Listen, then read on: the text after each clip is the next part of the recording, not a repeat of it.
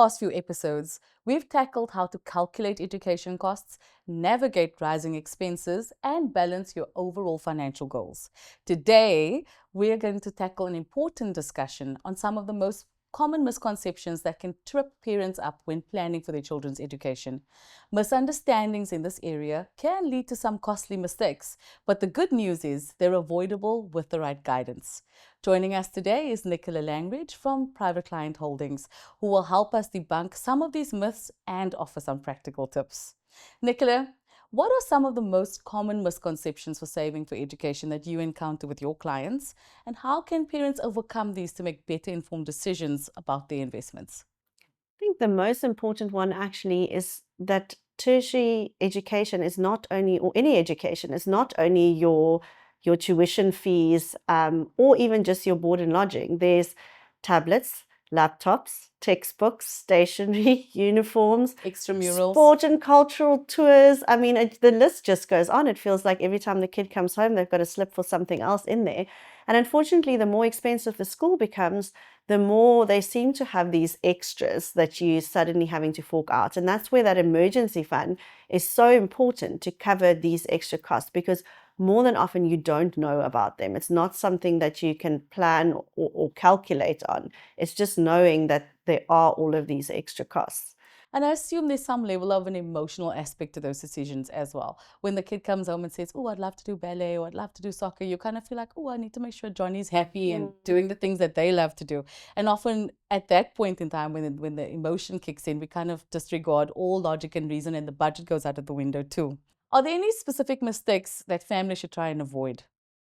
So the most important is just being honest with yourself in terms of what you can afford. Just because there are 5 extramurals per day doesn't mean that your child needs to be doing every expensive extramural under the sun. And also allowing them to do everything doesn't serve them either.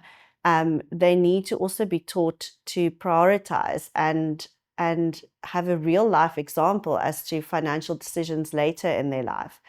So instead of framing it going, we can't afford this, try positive framing where you go, this term, we can cover 2 extramural costs for or activities for you. What would you like those to be? What are your favorites? So it's just being realistic with yourself, being realistic in terms of what you can afford, because it's very easy to feel that guilt that you just spoke about and fall into the trap of allowing them kind of everything that they want, and it doesn't serve them, and it's not sustainable. And then the other things are the obvious ones that we've touched on in the series in terms of inflation, making sure that you're counting in inflation, making sure that the boarding costs are taken into account, investing in a strategy where there's some growth, investing sooner rather than later. So just making sure that all of those are covered. And I think for some parents, there's this aspect of keeping up with the Joneses. And because Johnny's doing cricket and soccer, I feel like my daughter or my son should be doing both too. So I think it's just creating that balance between what's realistic, kind of eliminate some of the emotional aspect of it, and trying to make decisions that are in the best interest of the family, as well as the child, as well as your financial situation. Very true, because your financial personality or your approach to money is set before the age of about 7, 8 years old. So if you're teaching them that they can have anything they want and anything is possible, it's not going to be sustainable for their relationship with money in the later years. I really appreciate that advice, especially about reframing that conversation with children, asking them to choose their favorite activities and not all the activities because their friends are doing it. It's such a healthy way to teach them about prioritizing and living within their means from a young age. Thank you, Nicola, for these practical and insightful tips. It's clear that avoiding common misconceptions can make a huge difference in how families approach education investing. Being realistic about what you can afford, teaching children the value of prioritizing, and staying informed about the full scope of education costs are all crucial steps towards building a sustainable education investment strategy.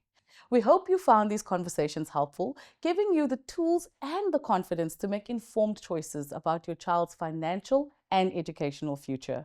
Whether you're just starting to invest or looking to refine your existing plan, the key is to take action, stay flexible, and seek the right advice. Thank you for joining us on this journey through investing in education.